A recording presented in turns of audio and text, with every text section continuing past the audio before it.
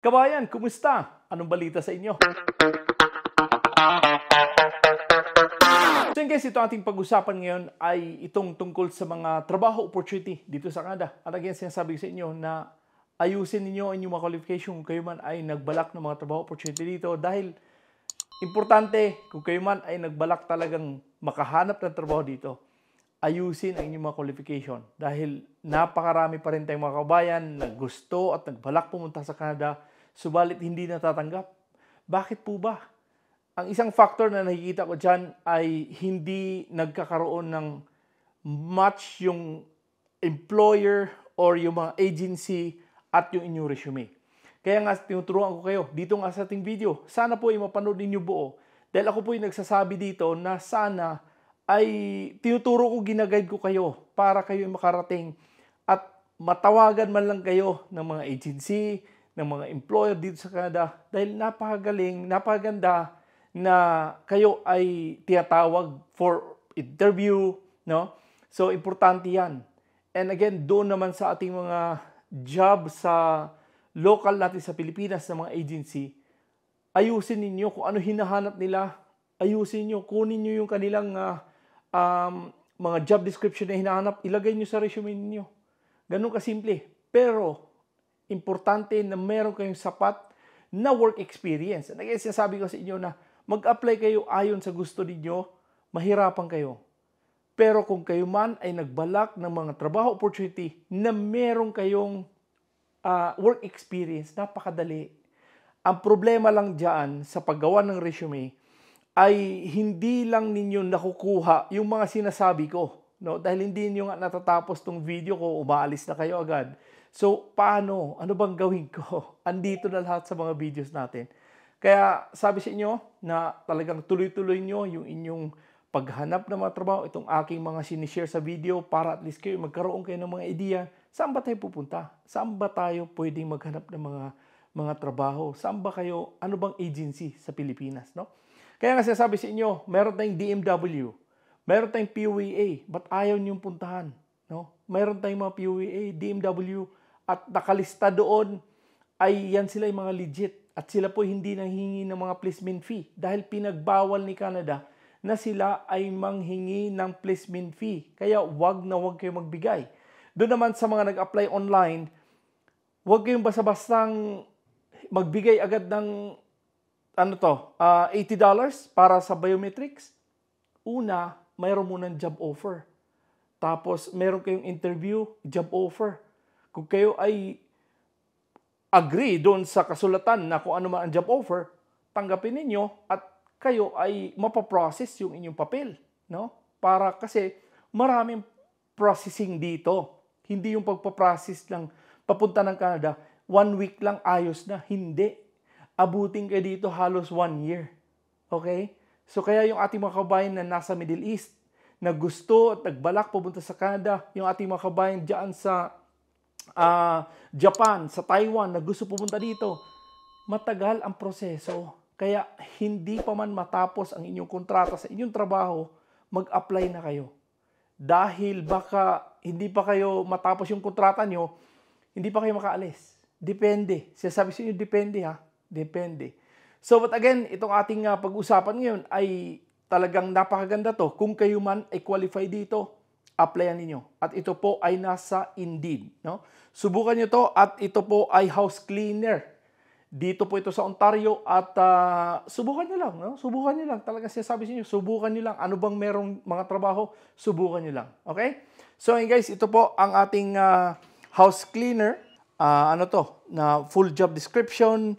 At ito po yung kanilang house cleaner responsibilities. Ito yung sinasabi ko sa inyo kanina, na kung meron kayong klaseng responsibilities na to, ilagay nyo sa resume nyo. Dahil napalaking bagay, kayo po ay nag-i-empty ng trash at mga recycle bins, organize and tying up living space. Yung mga ganito, mga dusting, sweeping, mopping, vacuum the floor, cleaning and sanitize bathroom and kitchens, change bed linens and making beds, no? So, marami to. Kaya nga sinasabi sa inyo, itong mga responsibilities to, kung kayo man ay meron kayong mga experience sa mga cleaning, subukan nyo to. Dahil napakalaking bagay na meron kayo nito. Plus, ito pa yung mga experience na sinasabi, previous experience sa house cleaning, kung meron kayo mga janitorial services, prepared but not required, pero mas maganda kung ilalagay nyo doon sa inyong resume na kayo ay nagtatrabaho bilang isang janitorial services. No? Napaganda. Ability to follow instructions and work independently. Ito yon, no? So again, halos lahat naman talaga tayo ay independent naman tayo magtrabaho at as long as na meron tayong mga schedule kung saan kayo pupunta at ano ang inyong gagawin sa inyong mga trabaho, no? Dahil napakaganda itong mga kanilang opportunity na to, no? So kopyahin niyo to, itong experience na to, ilalagay niyo ulit doon sa inyong resume. So ganun lang kasimple, no? And again, kung meron man akong makitang ito naman ay kinakailangan yung mag-sign in dito nga sa Indeed at saka mag-apply now. So pag-click nyo yung apply now, automatic na yan mapupunta doon sa ina-apply ninyo. Kaya napakagandang opportunity yan kung kayo man ay qualify sa trabaho. And again, sinasabi ko sa inyo na ayusin pagsulat ang inyong mga responsibilities, yung inyong mga resume, dahil diyan pa lang napakalaking bagay na maganda at mayroon kayong chances. Kung kayo man ay may mga work experience, mag-apply kayo dito. Kung kayo man ay mga walang work experience, huwag kayo mag-apply. Dahil talagang wala naman kayong qualification dito. No? Kaya nga sinasabi sa inyo na mag-apply kayo ayon sa inyong work experience. Kung wala kayong work experience, medyo dali lang. Antay-antay tayo. No? Antay-antay tayo. Or pumunta kayo sa job bank, pumunta kayo sa Indeed, pwede kayo mag-apply ng sa inyo. No? Again, itong aking website na pinupuntahan, ilalagay ko sa description box upang kayo ay makahanap nitong trabaho na to. At doon na, kung kayo man ay sa tingin ninyo, makakwalify kayo sa mga trabaho, subukan nyo. Subukan nyo. Walang mawawala kung kayo sumusubok, but ayusin ang inyong qualification. Kasi importante na mas malaki ang inyong chances dito kung kayo man ay may mga qualifications. No? And again, pwede kayong pumunta sa aking Facebook at tingnan nyo, nasa almost 180,000 na yung aking Facebook page diyan. At medyo meron lang gumawa ng hindi maganda. Kaya wag niyong i-follow yung budol-budol na yun. No? Nasa 300 plus lang yun siya. So again, sabi ko sa inyo, pag pumunta kayo sa aking Facebook, tingnan niyo kung ilang followers. Pag maraming followers, akin po yan. Pag maliit lang, wag niyong i-follow yan, i-block niyo at i-report niyo pa. Okay? Dahil talaga naman tong mga budol-budol, no? Hindi talaga mawawala kahit saan. So dito naman sa ating apply sa online, kung kayo man ay nag-apply sa job bank or dito nga sa Indeed, mag-ingat lang kayo. Dahil meron talagang mga mapagsamantala din na kunyari, pero hindi naman talaga. So, ayaw makipaglaban ng patas. Kaya nga sinasabi sa inyo na ayusin nyo lang yung inyong pag-apply ng mga trabaho dito at pwede nyo puntahan sa DMW.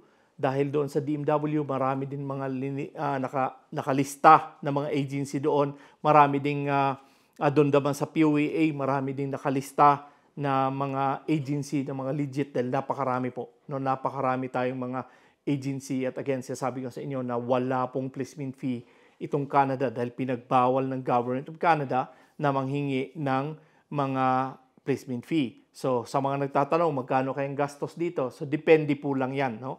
So again, i-follow nyo na lang sila, but ingat-ingat lang kayo sa mga nanghihingi ng pera. Huwag muna basta-bastang magbigay agad. Huwag kayo masyadong atat dahil yung iba nating kababayan, medyo yung iba nabudol-budol din ng ilang dollars din or ilang 1,000 pesos ang nawala sa kanila.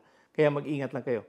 So batayin guys, sana po ay ma-share ninyo itong ating video sa inyong mga social media, sa inyong Facebook, Instagram, or Twitter. I-share nyo ito ating video para marami tayong mga kabayan na makarating din dito. Anak ko, sabi ko, napakasaya ko na marami tayong mga kabayan makarating dito at para matikman nila ang hirap at sarap, no?